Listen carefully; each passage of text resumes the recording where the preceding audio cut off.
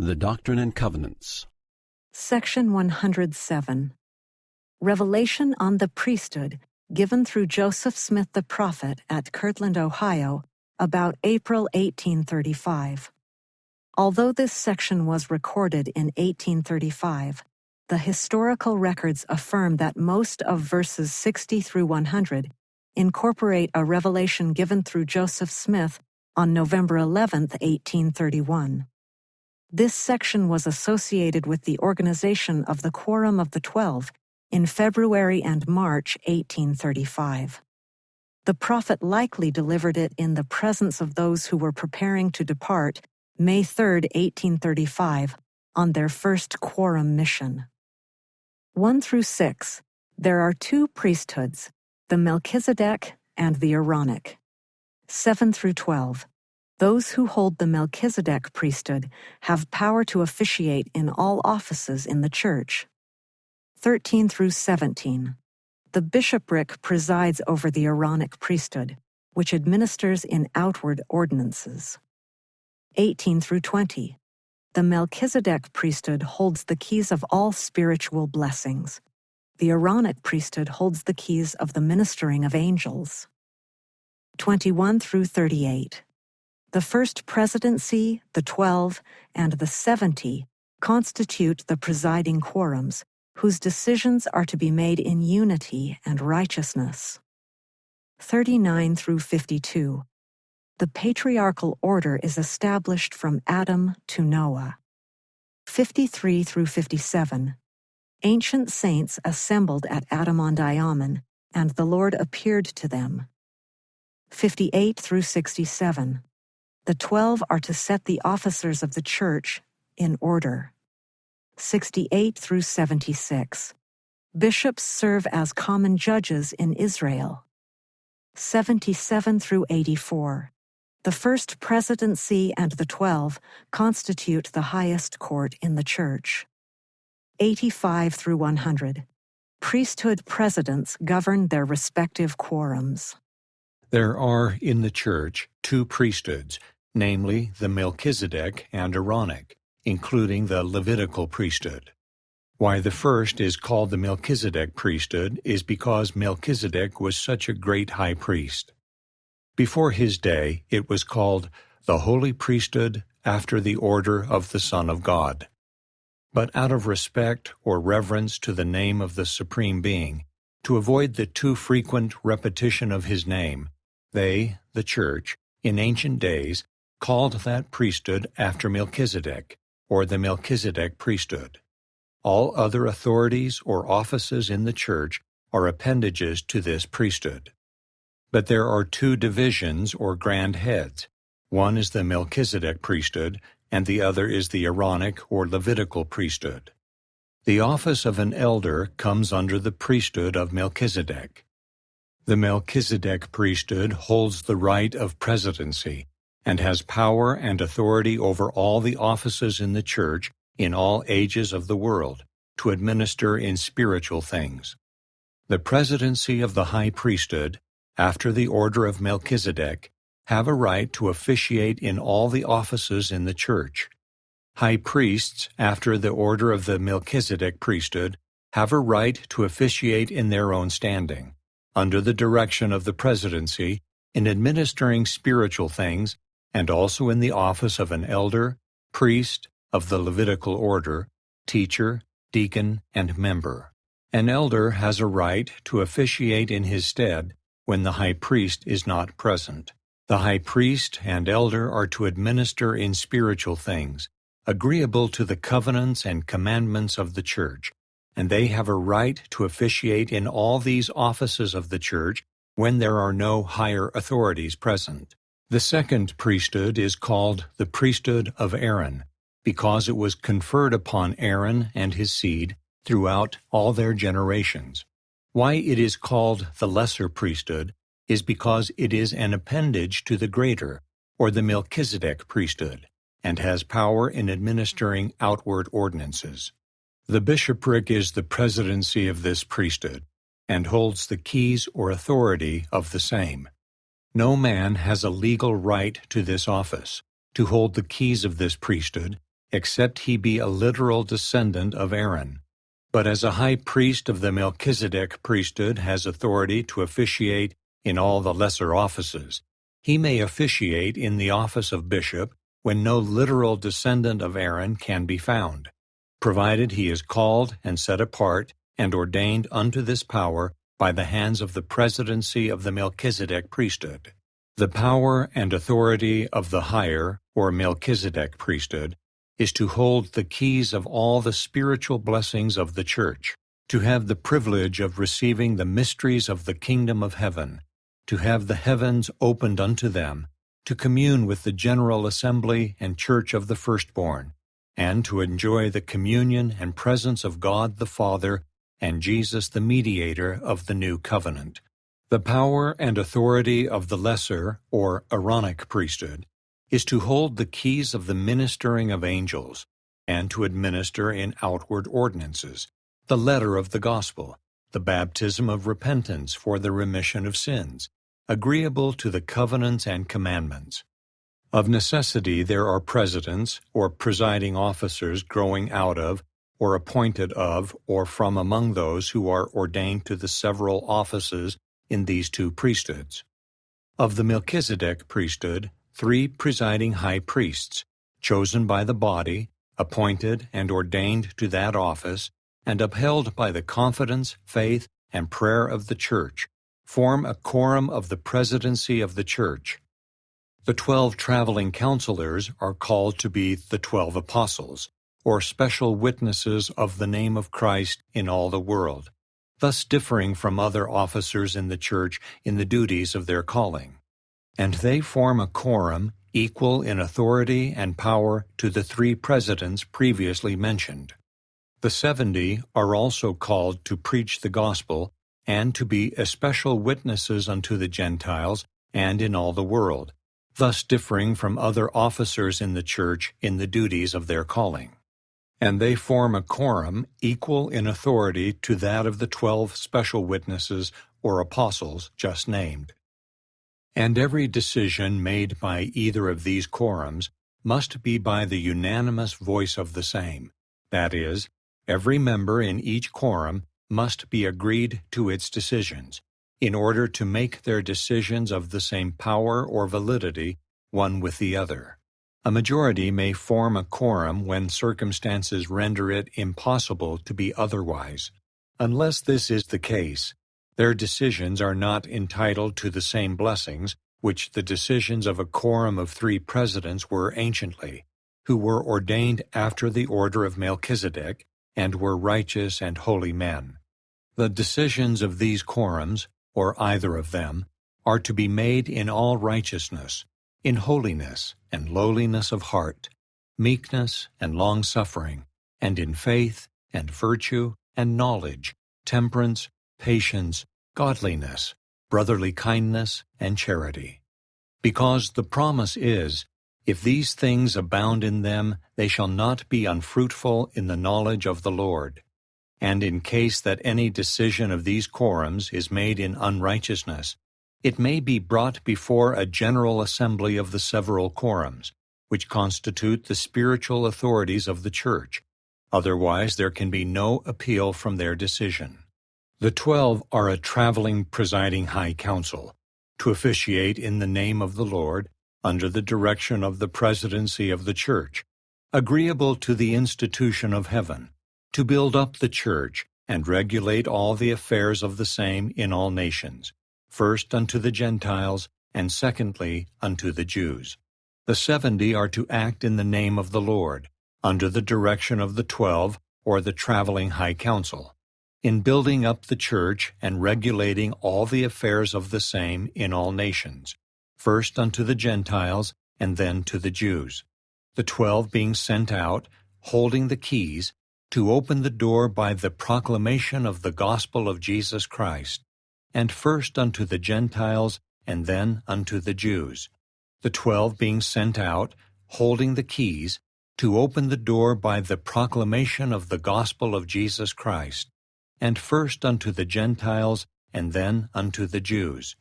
The standing high councils, at the stakes of Zion, form a quorum equal in authority in the affairs of the church, in all their decisions, to the quorum of the presidency or to the traveling high council. The high council in Zion form a quorum equal in authority in the affairs of the church, in all their decisions, to the councils of the 12 at the stakes of Zion. It is the duty of the traveling high council to call upon the 70, when they need assistance, to fill the several calls for preaching and administering the gospel instead of any others. It is the duty of the 12, in all large branches of the church, to ordain evangelical ministers, as they shall be designated unto them by revelation. The order of this priesthood was confirmed to be handed down from father to son, and rightly belongs to the literal descendants of the chosen seed, to whom the promises were made. This order was instituted in the days of Adam, and came down by lineage in the following manner. From Adam to Seth, who was ordained by Adam at the age of 69 years, and was blessed by him 3 years previous to his, Adam's, death, and received the promise of God by his father, that his posterity should be the chosen of the Lord, and that they should be preserved unto the end of the earth, because he, Seth, was a perfect man, and his likeness was the express likeness of his father, insomuch that he seemed to be like unto his father in all things, and could be distinguished from him only by his age. Enos was ordained at the age of 134 years and 4 months, by the hand of Adam. God called upon Canaan in the wilderness in the 40th year of his age, and he met Adam in journeying to the place Shedolamuch. He was 87 years old when he received his ordination. Mahalaleel was 496 years and 7 days old when he was ordained by the hand of Adam, who also blessed him. Jared was 200 years old when he was ordained under the hand of Adam, who also blessed him. Enoch was 25 years old when he was ordained under the hand of Adam, and he was 65, and Adam blessed him. And he saw the Lord, and he walked with him, and was before his face continually. And he walked with God 365 years, making him 430 years old when he was translated. Methuselah was 100 years old when he was ordained under the hand of Adam. Lamech was 32 years old when he was ordained under the hand of Seth. Noah was 10 years old when he was ordained under the hand of Methuselah. 3 years previous to the death of Adam, he called Seth, Enos, Canaan, Mahalaleel, Jared, Enoch, and Methuselah, who were all high priests, with the residue of his posterity who were righteous, into the valley of Adam-ondi-Ahman, and there bestowed upon them his last blessing. And the Lord appeared unto them, and they rose up and blessed Adam, and called him Michael, the prince, the archangel. And the Lord administered comfort unto Adam, and said unto him, I have set thee to be at the head. A multitude of nations shall come of thee, and thou art a prince over them forever. And Adam stood up in the midst of the congregation, and notwithstanding he was bowed down with age, being full of the Holy Ghost, predicted whatsoever should befall his posterity unto the latest generation. These things were all written in the book of Enoch, and are to be testified of in due time. It is the duty of the 12 also to ordain and set in order all the other officers of the church, agreeable to the revelation which says, To the church of Christ in the land of Zion, in addition to the church laws respecting church business. Verily I say unto you, saith the Lord of hosts, there must needs be presiding elders to preside over those who are of the office of an elder, and also priests to preside over those who are of the office of a priest, and also teachers to preside over those who are of the office of a teacher, in like manner, and also the deacons. Wherefore, from deacon to teacher, and from teacher to priest, and from priest to elder, severally as they are appointed, according to the covenants and commandments of the church. Then comes the high priesthood, which is the greatest of all. Wherefore it must needs be that one be appointed of the high priesthood to preside over the priesthood, and he shall be called President of the high priesthood of the church. Or in other words, the presiding high priest over the high priesthood of the church.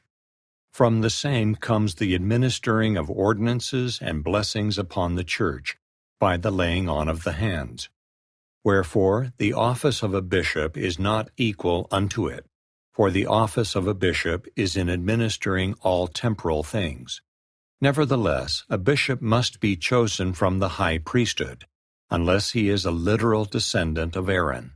For unless he is a literal descendant of Aaron, he cannot hold the keys of that priesthood. Nevertheless, a high priest, that is, after the order of Melchizedek, may be set apart unto the ministering of temporal things, having a knowledge of them by the Spirit of truth, and also to be a judge in Israel, to do the business of the church, to sit in judgment upon transgressors, upon testimony as it shall be laid before him, according to the laws, by the assistance of his counselors, whom he has chosen or will choose among the elders of the church. This is the duty of a bishop who is not a literal descendant of Aaron, but has been ordained to the high priesthood after the order of Melchizedek. Thus shall he be a judge, even a common judge among the inhabitants of Zion, or in a stake of Zion, or in any branch of the church where he shall be set apart unto this ministry, until the borders of Zion are enlarged, and it becomes necessary to have other bishops or judges in Zion or elsewhere. And inasmuch as there are other bishops appointed, they shall act in the same office. But a literal descendant of Aaron has a legal right to the presidency of this priesthood, to the keys of this ministry, to act in the office of bishop independently, without counselors, except in a case where a president of the high priesthood, after the order of Melchizedek, is tried to sit as a judge in Israel.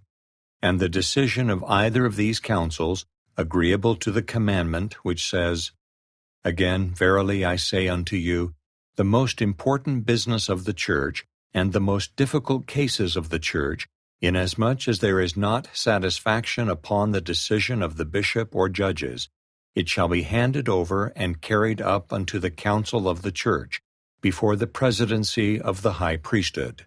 And the presidency of the council of the high priesthood shall have power to call other high priests, even 12, to assist as counselors, and thus the presidency of the high priesthood and its counselors shall have power to decide upon testimony according to the laws of the church.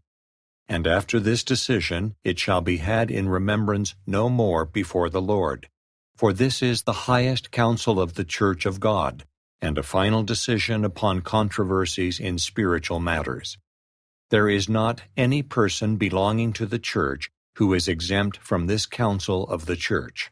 And inasmuch as a president of the high priesthood shall transgress, he shall be had in remembrance before the common council of the church, who shall be assisted by 12 counselors of the high priesthood. And their decision upon his head shall be an end of controversy concerning him.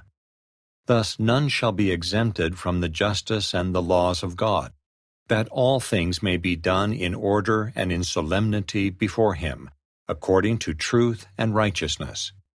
And again, verily I say unto you, the duty of a president over the office of a deacon is to preside over 12 deacons, to sit in council with them, and to teach them their duty, edifying one another, as it is given according to the covenants.